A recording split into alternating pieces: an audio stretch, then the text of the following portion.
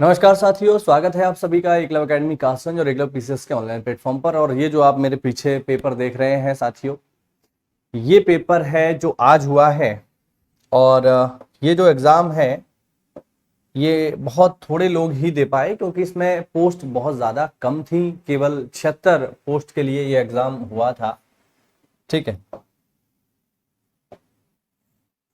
ये जो एग्ज़ाम है केवल 76 पोस्ट के लिए हुआ था। तो पैट में जिन लोगों का 86-87 नंबर था, यानी परसेंटाइल तो ये 99 के आसपास पहुंच गया, वही लोग इसको दे पाए थे। और ये पेपर जिसकी मैं बात कर रहा हूं, ये पेपर था साथियों सप्लाई इंस्पेक्टर का।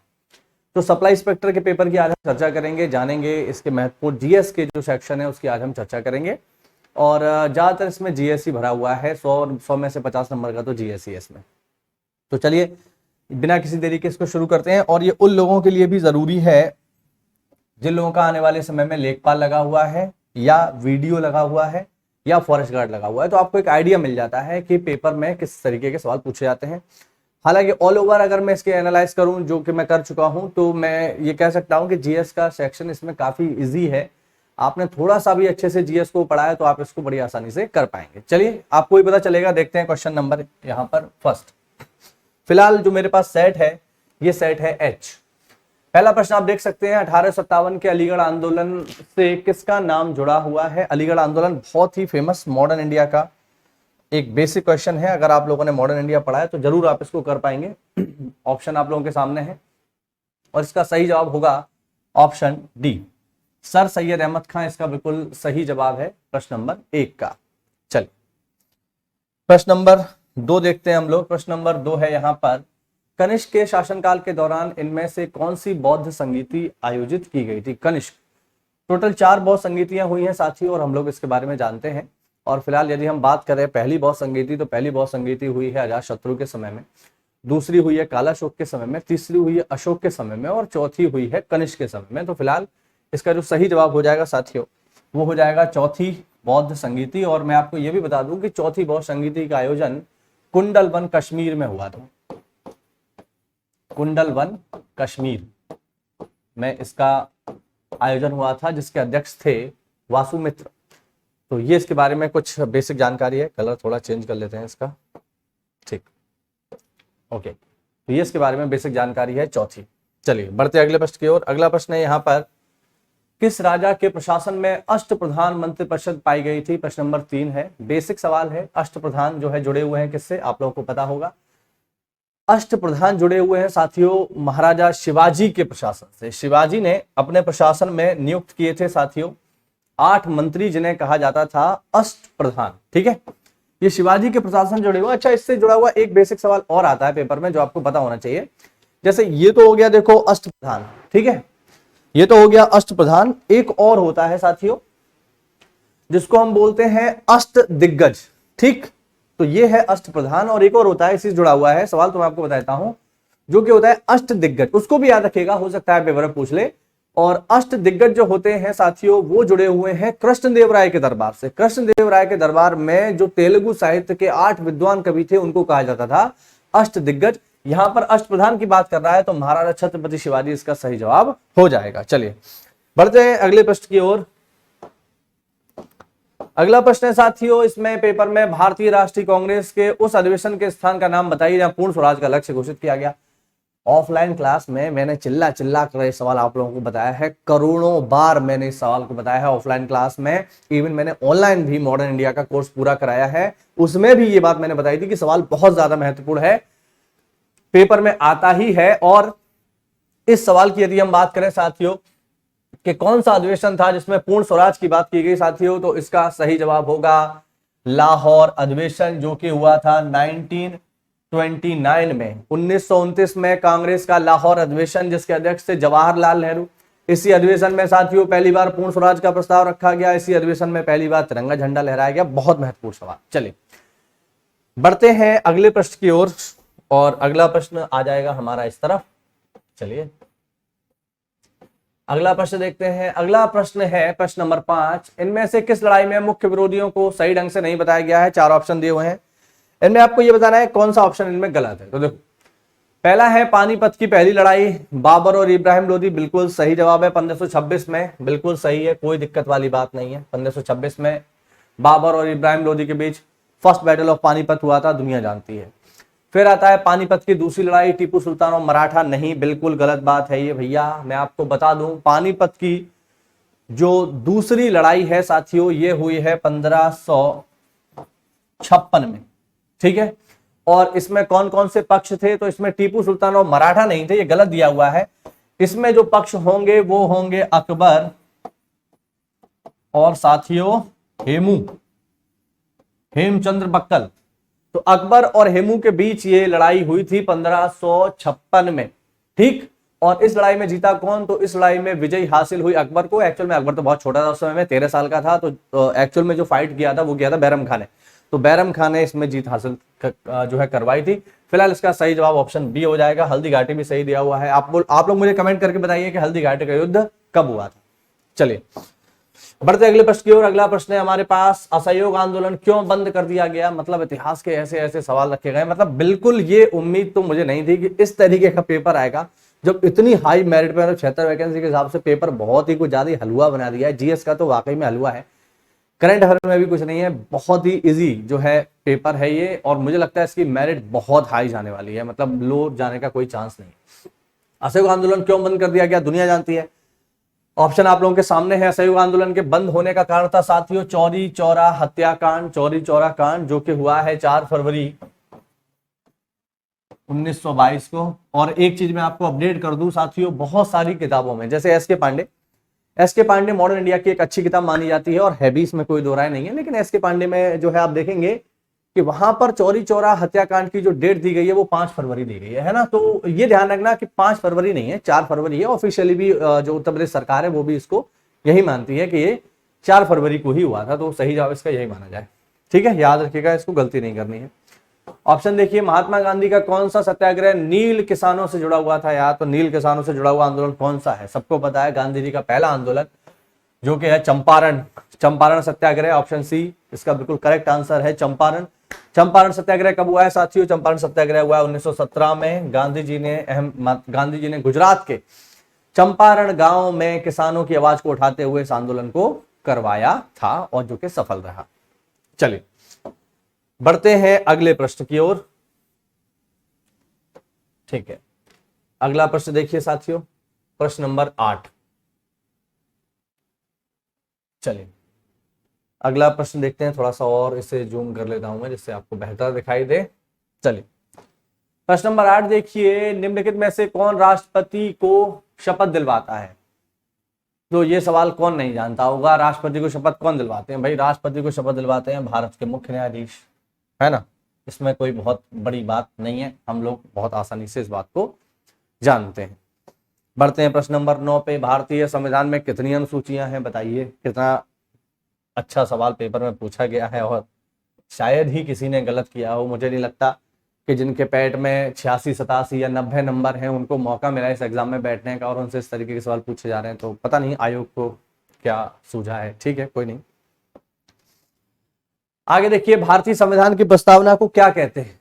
तो भारतीय संविधान की प्रस्तावना को देखिए हिंदी में लिखा हुआ है आमुख प्रलेख, है ना। ये आपको इंग्लिश में अगर आप इसे देख ले तो बेहतर रहेगा।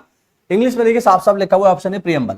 और इंडियन कॉन्स्टिट्यूशन की जो प्रियम्बल है इसी को हम बोलते हैं प्रस्तावना या उद्देशिका। तो इसका बड़ी आसानी से आप ऑप्शन ए टिक कर सकते हैं, ऑप्शन ए यानी आमुख। चलिए बढ़ते अगले प्रश्न की ओर। प्रश्न नंबर 11, लोकसभा में चुनाव के लिए न्यूनतम आयु क्या होनी चाहिए? लोकसभा का सदस्य अगर आप बनना चाहते हैं तो दुनिया जानती है इसका जवाब। लोकसभा का सदस्य बनने की न्यूनतम आयु है 25 वर्ष, ठीक है। 35 साल की यदि हम बात करेंगे तो राष्ट्रपति बनने की एज है 35 साल। 21 साल जो है गांव का प्रधान बनने की उम्र है, जो गांव के प्रधान जी होते हैं वो 21 साल के होते हैं, ठीक। और इनमें से कोई नहीं है तो कुछ बनता ही नहीं। चलिए बढ़ते अगले प्रश्न की ओर। मौलिक अधिकार की अवधारणा का स्रोत क्या है? मौलिक अधिकार कहां से लिए गए हैं? तो कॉन्स्टिट्यूशन का इतना आसान सवाल है, ऑब्वियस बात है, ये कहां से लिए गए हैं?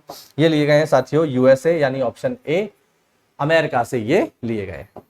चलिए आगे बढ़ते हैं, आगे देखो। अगला प्रश्न है, भारतीय संविधान में स्वतंत्रता, समानता और बंधुत्व के आदर्श कहां से लिए गए हैं? प्रश्न नंबर 13। और प्रश्न नंबर 13 का सही जवाब हो जाएगा साथियों ऑप्शन ए, फ्रेंच कॉन्स्टिट्यूशन या फ्रेंच रेवोल्यूशन यहां पर कहना सही होगा। फ्रांसीसी क्रांति से प्रेरित है स्वतंत्रता, समानता और बंधुत्वता। ठीक है, ध्यान रखना, लिबर्टी, इक्वलिटी और फ्रेटर्निटी, ये फ्रेंच रेवोल्यूशन से प्रेरित है। आगे देखिए प्रश्न नंबर 14, संविधान की मुख्य विशेषता नहीं है। अच्छा सवाल है, देखते हैं आप लोग इसका आंसर क्या करते हो। ऑप्शन देख लीजिए, ऑप्शन है त्रिस्तरीय सरकार, ठीक है, सार्वभौमिक वयस्क मताधिकार, डीपीएसपी या सबसे छोटा लिखित संविधान। तो अच्छा सवाल है, देखते हैं इसका आंसर आप लोग क्या बताते हो। देखो भाई, इसका आंसर क्या होगा, इसका जो आंसर होगा साथियों वो होगा ऑप्शन डी, क्योंकि यहां पर पूछा है नहीं है। ठीक है, नहीं पूछ रहा है वो। तो क्या भारत का जो संविधान है सबसे छोटा है? नहीं, बिल्कुल नहीं, भारत का संविधान तो उल्टा सबसे बड़ा है, दुनिया का सबसे बड़ा लिखित संविधान है। इसके अलावा त्रिस्तरीय सरकार, तो त्रिस्तरीय सरकार होती तो है हमारे यहाँ, बिल्कुल होती है। ठीक है, सेंट्रल गवर्नमेंट है हमारे यहाँ पे, स्टेट गवर्नमेंट है, इसके अलावा हमारे यहाँ पे पंचायती राज भी तो है। तो कुछ लोग हो सकता है ये सोच रहे हो कि त्रिस्तरीय पंचायत मतलब त्रिस्तरीय सरकार क्या है, तो बिल्कुल हमारे यहाँ सेंट्रल गवर्नमेंट बैठी हुई है, हमारे यहाँ स्टेट गवर्नमेंट बैठी हुई है और पंचायती राज है हमारे यहाँ पे, तो त्रिस्तरीय हो गई नहीं हो गई। इसके अलावा एडल्ट फ्रेंचाइजी यानी सार्वभौमिक वयस्क मताधिकार है, तो 18 साल की उम्र पे हम लोग वोट डालते तो है। इसके अलावा डीपीएसपी ये भी तो है, लेकिन सबसे छोटा लेकर संविधान हमारा नहीं है, तो ऑप्शन डी इसका सही हो जाए। आगे देखो, आगे देखिए प्रश्न नंबर 15, कैबिनेट मिशन योजना के अंतर्गत अंतरिम सरकार का नेतृत्व किसने किया था? बहुत बेसिक सवाल है, जवाहरलाल नेहरू ने किया था। अगर उसके हेड पूछ ले, हेड कौन थे इसके, किसकी अध्यक्षता में? ठीक है ना, तो अध्यक्ष थे इसके कौन? माउंटबेटन, लॉर्ड माउंटबेटन इसके हेड थे और उनके सहायक के तौर पे काम कर रहे थे जवाहरलाल नेहरू। चलिए अगला प्रश्न देखिए, पंचायतों को संवैधानिक दर्जा किस अनुच्छेद के अंतर्गत दिया गया है? ठीक है ना, तो ये आपका आर्टिकल है साथियों अनुच्छेद 243, इसका सही जवाब है। हालांकि एग्जैक्ट 243 नहीं है, 243 ए से 243 ओ तक है। ठीक है ना, ध्यान रखना, 243 ए से 243 ओ तक। ठीक, ये आपको मिलने वाला है 243 ओ, ए से लेके ओ तक। चलिए बढ़ते हैं अगले प्रश्न की ओर। आगे देखो, आगे देखें यहां पर अगला प्रश्न है हमारे पास, प्रश्न नंबर 17, वन अनुसंधान संस्थान कहां पर है? अभी मैंने कल की ही एक ऑफलाइन क्लास में इस सवाल को स्टूडेंट्स को बताया था मैंने, वन अनुसंधान संस्थान कहां पर है? तो साथियों वन अनुसंधान संस्थान है ऑप्शन सी, देहरादून। अगला प्रश्न देखिए, प्रश्न नंबर 18, भारत में वित्तीय वर्ष की अवधि क्या है? तो बताइए, कितना इजी सवाल है। 1 अप्रैल से 31 मार्च तक हम लोग फाइनेंशियल ईयर अपना जो है यूज करते हैं। आगे देखिए, अगला है हैबियस कॉर्पस, बंदी प्रत्यक्षीकरण भारतीय संविधान के किस भाग से संबंधित है? तो बंदी प्रत्यक्षीकरण क्या है, पहले तो आप ये समझ लो। बंदी प्रत्यक्षीकरण है साथियों क्या?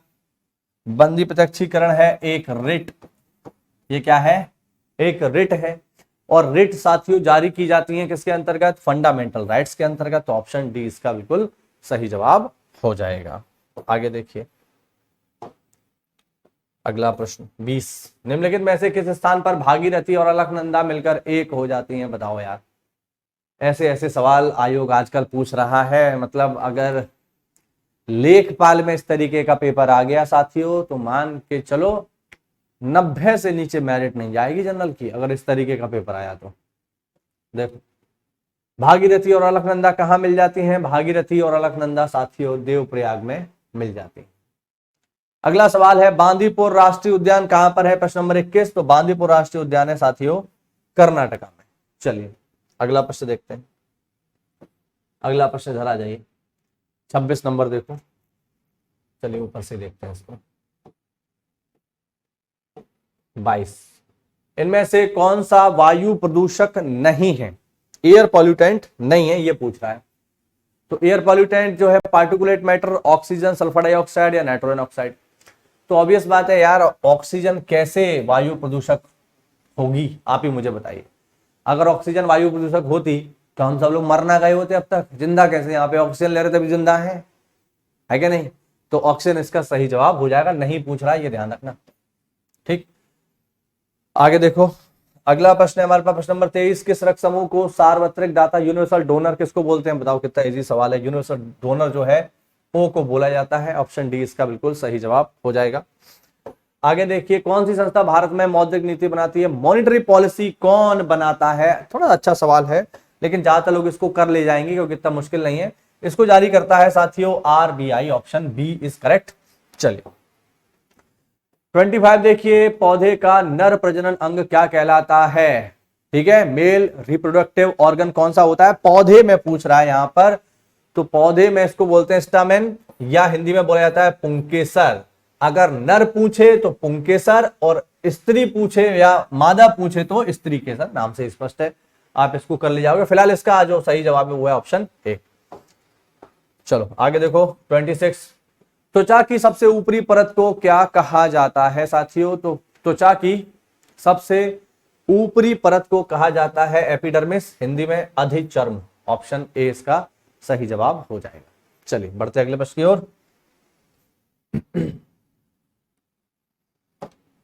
अगला प्रश्न देखिए, अगला प्रश्न देखिए साथियों, अगला प्रश्न है धातुएं वैद्युत की सुचालक क्यों होती हैं? ठीक है, why are metals good conductor of electricity?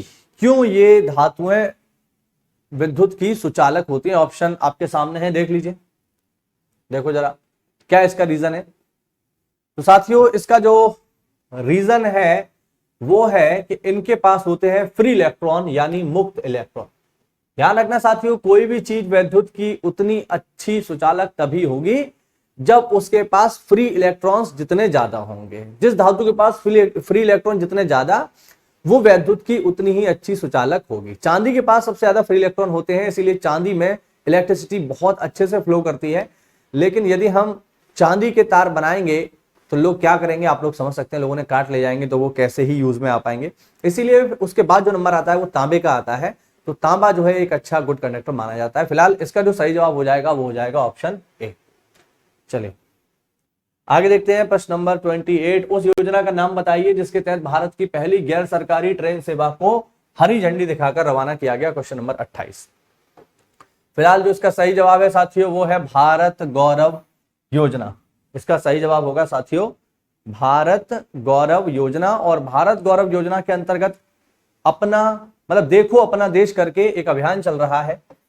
देखो अपना देश, इस तरीके से एक अभियान चल रहा है जिसमें प्राइवेट ट्रेन जो है चलाई जा रही हैं। और जो पहली प्राइवेट ट्रेन चली है साथियों, ये चली है कोयंबटूर से साई शिरडी नगर। मैं लिख देता हूं, आप लोग इसको याद कर लेना, हो सकता है आपके पेपर में आ जाए।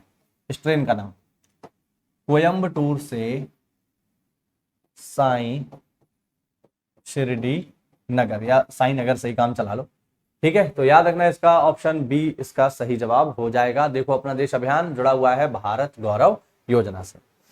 अगला प्रश्न देखिए, किस केंद्रीय मंत्रालय ने लक्षित क्षेत्रों में उच्च विद्यालयों में छात्रों के लिए आवासीय शिक्षा योजना श्रेष्ठ योजना किसने शुरू करी है, ये आपसे यहां पर पूछा जा रहा है। फिलहाल इसका जो सही जवाब होगा साथियों वो होगा ऑप्शन ए, सामाजिक न्याय एवं अधिकारिता मंत्रालय। मैं आपको बता दूं कि श्रेष्ठ योजना के अंतर्गत जो SC ST के बच्चे हैं, ठीक है ना, उनको जो बेसिक एजुकेशन है उसकी क्वालिटी में उसकी क्वालिटी को बढ़ा करके बच्चों को जो SC ST समाज के हैं उनको अच्छी एजुकेशन प्रोवाइड करवाई जाएगी श्रेष्ठ योजना के अंतर्गत, है ना। तो SC ST समुदाय के बच्चों को बेहतर शिक्षा दिलवाने के लिए योजना चल रही है श्रेष्ठ। चलिए आगे देखते हैं, आगे आ जाइए इसमें। क्वेश्चन नंबर 34, दुनिया का सबसे तेज सुपर कंप्यूटर फ्रंटियर किस देश में विकसित किया गया है? और इसका सही जवाब होगा साथियों अमेरिका, यूएसए ने अभी तक का दुनिया का सबसे तेज सुपर कंप्यूटर फ्रंटियर लॉन्च कर दिया है। चलो आगे देखो, आगे है कौन सा देश भारत के साथ महत्वपूर्ण खनिज निवेश साझेदारी में 5.8 मिलियन अमेरिकी डॉलर का निवेश करने के लिए तैयार हो गया है। फिलहाल इसका जो सही जवाब है साथियों वो है ऑस्ट्रेलिया के साथ हमने 5.8 मिलियन US डॉलर का इन्वेस्टमेंट करने का एक MOU साइन किया है। चलिए अगला प्रश्न देखिए। इसमें भारत ने कम दूरी की बैलिस्टिक मिसाइल, उसका नाम पूछा है, इसका सफलतापूर्वक परीक्षण किया है। देखिए हालांकि इसमें जो अगर नॉर्मल अगर पूछता तो केवल पृथ्वी दे देता तो काम चल जाता, कोई दिक्कत वाली बात नहीं थी, ठीक है ना। शॉर्ट रेंज में जो है हमारी बैलिस्टिक मिसाइल पृथ्वी ही है, लेकिन यहां पर कैच ये है कि यहाँ पे पृथ्वी 1 2 3 तीनों दिया हुआ है। अब ये आपको करंट से पूछा गया है। मैं आपको बता दूं कि जून 2022 में पृथ्वी 2 मिसाइल को टेस्ट किया गया था, जो आपकी शॉर्ट रेंज की थी। तो इसका सही जवाब हो जाएगा ऑप्शन बी। चलो आगे देखो। आगे है आयुष्मान भारत योजना के अंतर्गत भारत के पहले स्वास्थ्य देखभाल और कल्याण केंद्र का उद्घाटन किस स्थान पर किया गया? यह किया गया था साथियों बीजापुर में, छत्तीसगढ़ के बीजापुर में, याद रखेंगे। आगे देखें।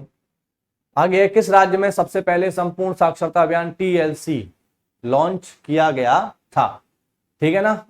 हाँ, ये लॉन्च किया गया था साथियों ऑप्शन ए, केरल में।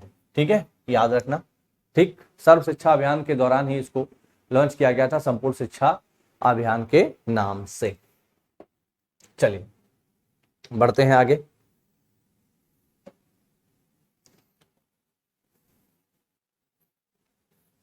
आगे देखिए। आगे है जगत गुरु रामभद्राचार्य विकलांग विश्वविद्यालय दुनिया में अपनी तरह का पहला विश्वविद्यालय है, उत्तर प्रदेश के किस जिले में है? ये पूछ रहा है। ये आपका खुला है चित्रकूट में साथियों। अगला प्रश्न है कौन सा कार्यक्रम भारत सरकार द्वारा ग्रामीण विकास के लिए शुरू किया गया था? Question number 36। ठीक, देखते हैं जरा इसको। 36 और 36 में ये पूछ रहा है कि कौन सा कार्यक्रम भारत सरकार द्वारा ग्रामीण विकास के लिए शुरू किया गया था। तो ये सभी करे गए हैं। राष्ट्रीय ग्रामीण आजीविका मिशन भी किया गया है, मनरेगा भी किया गया है। ठीक, इसके अलावा प्रधानमंत्री ग्रामीण आवास योजना भी किया गया है। तो इसका सही जवाब हो जाएगा ऑप्शन डी, सभी। चलिए आगे देखते हैं। 2022 तक किसानों की आय को दुगनी करने के लिए किस समिति का गठन किया गया है? तो साथियों ये समिति थी अशोक दलवई समिति। इस समिति का गठन किया गया था 2016 में और इसका टारगेट था कि 2022 तक आप किसानों की आय को दुगना कैसे कर सकते हैं, इसके लिए सरकार को सिफारिशें आप लगाओ। इन्होंने सिफारिशें लगाई और अभी कुछ देर पहले इनका एक स्टेटमेंट आया था और इन्होंने बोला कि 2022 तक तो नहीं, लेकिन हाँ 2024 तक हम किसानों की आय को जरूर से दुगना कर लेंगे। अब मुझे पता नहीं दलवाई साहब ने ऐसा क्या फॉर्मूला बनाया है जिसके वो किसानों की आय को दुगना कर लेंगे, देखने वाली बात होगी। ठीक है, हमारे आसपास बहुत सारे किसान रहते हैं, अगर वो 2 सालों में अमीर आपको देखने लगे हैं तो मान लेना भैया अशोक दलवाई समिति बढ़िया काम कर रही है, वरना तो आपके सामने है ही स्थिति। चलिए आगे है इनमें से कौन पुरा योजना से संबंधित है? पुरा योजना क्या है पहले इसका देखिए। सबसे पहले देख लीजिए पुरा का फुल फॉर्म क्या है, उसके बाद हम थोड़ा आगे बढ़ेंगे। ठीक है, लिख देता हूं यहां पे लिख देता हूं। चलिए पुरा scheme.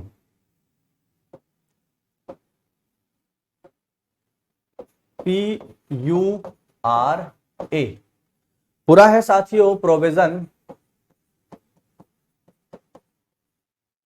Of urban amenities in rural areas. ठीक, ये है आपका पूरा का फुल फॉर्म। अब यहां पर ऑप्शन आप देख लो। ठीक है, ऑप्शन जरा आप देख लो तो आपको एक आइडिया लग जाएगा। ठीक, कि पूरा योजना से कौन सा संबंधित है। अगर आप इसे इंग्लिश में देखेंगे तो ज्यादा आसानी से आपको समझ में आ जाएगा। Providing urban amenities in rural areas. तो अगर आपको पूरा का फुल फॉर्म भी आता है तो फिर आप इस सवाल को कर ले जाते। फिलहाल इसका सही जवाब होगा ऑप्शन ए। चलिए आगे देखिए। आगे सवाल है उत्तर प्रदेश में फिरोजाबाद किसके लिए फेमस है? तो दुनिया जानती है ये बात, फिरोजाबाद काय के लिए फेमस है? तो फिरोजाबाद अपने ग्लास वर्क, और ग्लास वर्क में भी स्पेशली फेमस है कांच की चूड़ियों के लिए। तो 39 का ऑप्शन बी। 40 नंबर ये मैथ का सवाल है, इसे हम बाद में देखेंगे। 41 देखिए जीएस में, किस शास्त्रीय संगीत नृत्य की उत्पत्ति उत्तर प्रदेश से हुई है? तो सब लोग जानते हैं ये है कथक। आगे देखो साथियों, अगला प्रश्न है 42, उत्तर प्रदेश की प्रमुख रबी फसलें कौन कौन सी हैं? ठीक है 42। तो 42 का सही जवाब होगा साथियों ऑप्शन ए, गेहूं चना मटर जौ, ये सब फसलें हैं रबी की। चलिए आगे बढ़ते हैं।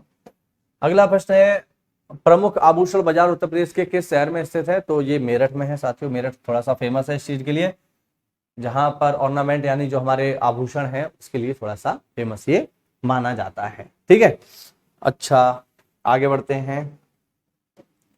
आगे आगे यदि हम देखें तो ये कुछ जो है आपके ये मैथ के सवाल हैं, इन्हें हम छोड़ देते हैं, अभी बाद में देखेंगे। ठीक है, इसके बाद कुछ सवाल और भी हैं इसमें जीएस के, एक आध वो मैं आपको और बता देता हूं। ठीक है, हाँ जैसे ये, चलिए जैसे इसको यदि हम देखें, जैसे ये देख लीजिए आप, दो सवाल और हैं। नगर पालिका प्रशासन की विस्तृत प्रणाली की स्थापना के लिए सबसे प्रसिद्ध राजा का नाम बताइए। तो नगर पालिका के लिए बेसिकली जो हमें उल्लेख मिलता है, ये मिलता है साथियों चाणक्य की अर्थशास्त्र में, उसमें प्रॉपर इसके बारे में बताया गया है। और चाणक्य किसके समय में है? तो हम लोग जानते हैं चाणक्य है चंद्रगुप्त मौर्य के समय। ठीक है, तो इसका जवाब ये हो जाएगा। और लास्ट सवाल और देख लीजिए इसमें, वेदों की ओर लौटो का नारा किसने दिया? Back to Vedas. तो हम सब लोग जानते हैं वेदों की ओर लौटो का नारा दिया है स्वामी दयानंद सरस्वती जी ने। ठीक है, ये हुए आपके। अच्छा शायद एक सवाल इसमें और है, हाँ ये और है, प्रश्न नंबर 60, राजा कनिष्क के शासनकाल के दौरान दरबारी चिकित्सक का नाम बताइए। कौन सा दरबारी चिकित्सक था राजा कनिष्क के शासनकाल के दौरान? ठीक है, तो कुछ लोगों को इसमें कंफ्यूज रहा, जैसे कुछ लोगों ने इसका जो है आंसर किया सुश्रुत, या कुछ ने किया पतंजलि। तो मैं आपको बता दूं पतंजलि जो है ये पुष्यमित्र शुंग के दरबार में थे, इसको आप याद कर लो। और इसका जो सही जवाब होगा वो होगा सुश्रुत। ठीक है, ऑप्शन ए। तो ये हुआ साथियों हमारा पूरा का पूरा इसका सॉल्यूशन। उम्मीद करता हूं आपको इसमें कुछ नई चीजें मिली होंगी। खासकर अब बहुत सारे लोगों ने तो इसको एग्जाम को दिया ही नहीं है, कुछ हजार लोगों ने ही दिया है। तो ये एक्चुअल में पेपर उन लोगों के लिए है जो अब पेपर देने जा रहे हैं, चाहे लेखपाल का देने जा रहे हैं या मान लीजिए किसी भी एग्जाम की तैयारी कर रहे हैं, वनडे एग्जाम से, तो उसके लिए ये थोड़ा सा अच्छा रहेगा। आप लोग इसको देख लो और करंट देख लीजिए इसमें। ठीक है ना, हो सकता है आपको इसमें से एक आध सवाल मिल जाए या जीएस का कोई सवाल रिपीट हो सकता है। तो उम्मीद करते हैं ये आपको समझ में आया होगा। अगर ये पीडीएफ चाहिए तो ज्वाइन करें हमारा टेलीग्राम चैनल, वहाँ पर ये आपको फ्री में मिल जाती है। चलिए जल्दी ही इसका जो हिंदी का सेक्शन है, हिंदी में बहुत ज़्यादा सवाल नहीं है, 4, 5, 6 सवाल हैं, उसका भी सॉल्यूशन मैं आपको दे दूंगा। और रीजनिंग और मैथ का भी सॉल्यूशन आपको जल्दी ही मिल जाएगा। चलिए हमसे इस वीडियो को देखने के लिए बहुत बहुत धन्यवाद। मिलते हैं अगली क्लास में, तब तक के लिए जय हिंद, जय भारत, वंदे मातरम।